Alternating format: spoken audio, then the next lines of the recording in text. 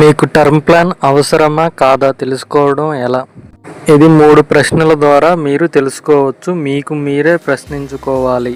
మొదటి ప్రశ్న, మీపై ఆధారపడిన వారు ఎవరైనా ఉన్నారా? ఉదాహరణకి, మీపై ఆధారపడిన వారు అంటే మీ జీవిత భాగస్వామి, పిల్లలు లేదా తల్లిదండ్రులు, లేదా మీ ఆదాయంపై ఆధారపడిన ఇతర కుటుంబ సభ్యులు ఎవరైనా ఉంటే ఖచ్చితంగా మీరు టర్మ్ ఇన్సూరెన్స్ పాలసీ అనేది తీసుకోవాలి. ఎందుకంటే మీరు లేని సమయంలో కూడా వాళ్ళు ఆర్థికంగా ఇబ్బంది పడకూడదు కాబట్టి టర్మ్ ఇన్సూరెన్స్ తీసుకోవటం వల్ల పెద్ద మొత్తంలో మీకు అమౌంట్ అనేది అందుతుంది. దానివల్ల మీ కుటుంబం ఆర్థికంగా ఇబ్బందులు లేకుండా జీవించగలదు.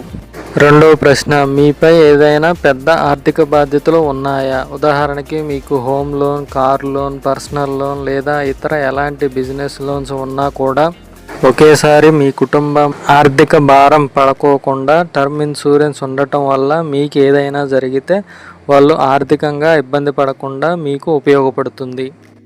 మూడవ ప్రశ్న, మీరు భవిష్యత్తులో సాధించాలనుకుంటున్న ఏవైనా ఆర్థిక లక్ష్యాలు ఉన్నాయా?